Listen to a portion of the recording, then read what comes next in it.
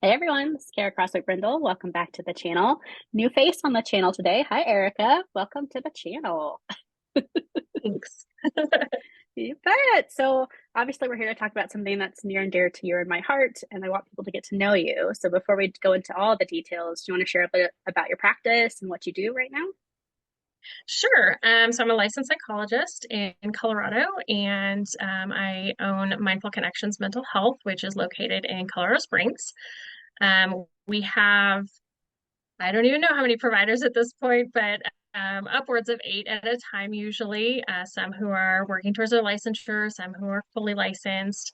And we really strive to provide services for anybody 5 and up that are needing a variety of different approaches or have a variety of different concerns. And so we strive to provide a diverse type of therapy to kind of meet everybody or as many people as we can. And so we also provide virtual services and anything from individuals to families. And we've also kind of started diving into groups as well. So, Amazing. Yeah. So like we want people to know that you're a resource and that you have this wonderful team. And I think yeah. that's also contributed to why you want to be a consultant, a therapist on a couple different topics. You want to talk about those? Yeah, so I started the consulting out of the supervision that I've already been doing for several years at this point. So I supervise post-grad, pre-licensed clinicians. Um, and I have really found a passion in working with the new clinicians who are struggling with those areas that we don't learn about in grad school Mm, courses and even in practicums and internships. It's the things that kind of come along with time and experience. And so I have found that there are tons of supervision opportunities out there, but there's not a lot of consultative types where you can go and kind of commiserate with somebody else who's been through different situations. So have started working with you and providing some of those services for consultative purposes versus, a more supervisory type role, which is more formal and clinical in nature. So really yeah, moving yeah. towards. And I know that offline we've talked a lot about this. And so what I love about your consultation is that you're really focused on these like transitions that people are going through from school to, pre-licensure to licensure.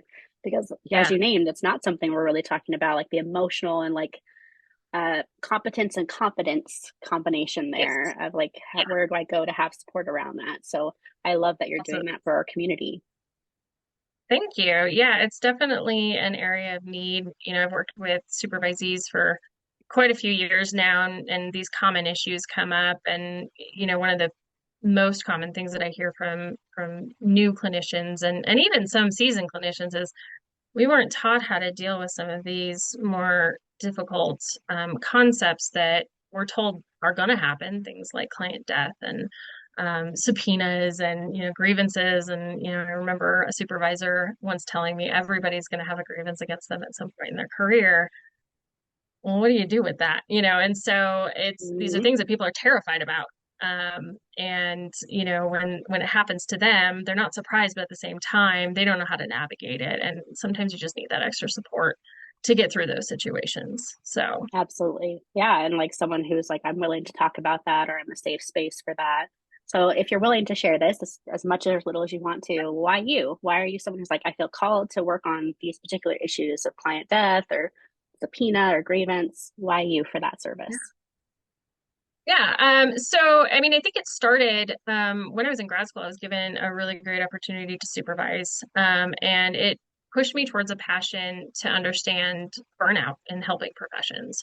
And so as I learned more about that, I really wanted to find a way to help people, clinicians, any helping profession, honestly, to combat some of that. And these topics are a big part of that. On top of that, I've had my own experiences since getting my license. I've had a grievance myself that I had to work through. Mm, I've had, you can get the lawyers, you can do that kind of thing. But I really needed somebody just to talk to who'd been through it to help combat some of the, the imposter syndrome that comes up, as a result of Mm, getting a grievance, whether it's founded or not, and that stress level is incredibly high, and starts affecting the rest of our practice. And, we need the support. And so it just keeps pushing me as I see it more and more, coming out of my own experiences and then, seeing other new and seasoned clinicians doing the same thing. It just keeps pushing me. So, yeah. Well, I really appreciate your comfort and willingness to say, like, this is my lived experience, because I think that adds a yeah, layer of authenticity to, like, hey, I'm not yeah, just consulting on this. I've lived it, I've navigated it, and I've come yeah, out the other end of that. absolutely. And a lot of people, most people do. I think we don't talk about it. We Hmm. don't talk about it because it's embarrassing. It's scary. We think it's going to ruin our reputation. We're already stressed about it, so we don't want to talk about it. Those kinds of things. We need people to stand up and say, "This has happened to me, and I'm okay, and you're going to be okay too." Right, right. I love that. And that leads to kind of this piece that you and I are kind of trying on, if you will, of a Yeah. label of confidential grief specialist. So tell me how that embodies the work that you're doing and how you describe confidential grief to other folks. Yeah, so confidential grief is ultimately things that therapists aren't allowed to talk about, the things we go through that cause grief in the providers. So I mentioned like client death, whether it's Mm-hmm. due to suicide or not, we grieve the loss of our clients, in ways that I think a lot of people outside of the profession don't understand. We are, intimately connected with our clients. And when we lose them, it triggers a whole lot, both, personally and professionally. Mm-hmm. Those are the things we can't talk about because our work is confidential. That's right. And so it's not like we can, it's not necessarily a good thing to show up to a funeral. You can't be calling family members, because we know that confidentiality exceeds death. And so we sit in it, and then we're trying to find somebody who understands. We still can't talk about it to the extent that sometimes we need to. And Mm-hmm. so we need an outlet for that. And with confidential grief, it's not just death. I mentioned earlier the subpoenas and grievances. We're going to feel some grief when we have to, go through some of those things, and that stress level of, grieving what we thought the profession was going to be like sometimes, what that process is like, frustrations that come along with those experiences, um, all of those things we can't talk about, unless, we're in a situation where somebody else is also maintaining that confidentiality. And so it can feel very isolating. Another Mm-hmm. one of those topics would be client violence. Um, Client violence is, I think, and based on what I read in your recent survey, is one of the top, things that people are reporting Yeah. having experienced in this profession, which was actually a surprise to me, because I don't hear Mm-hmm. that much when it comes to, the client violence, but I think that's also potentially the type of setting people are working in as well. But Right, client right. violence, it's scary. It's absolutely scary. And we have to move forward from that, continue to work and try and find our own safety again, when we've experienced something firsthand or even secondary, and I would put in, not just physical client violence, but we also have threats and harassment and things like that that we quite often experience in this Mm-hmm. field. So all of those things fall under areas we can't talk about because we are bound by confidentiality, and obviously respecting our clients' privacy and things like that. We don't necessarily want to be talking about it, and we can't talk about it in a lot of areas. Sure. And I think that other side of the coin is the stigma that you alluded to of, like, what does this say about us if this happens, Yeah, right? So for watchers of this video, I'll put the report as part of the link below. But great. what Erika is talking about is, we asked about client violence, and we actually said it could be psychological. So, like, I think that's why we got more respondents to say, like, this has happened to me.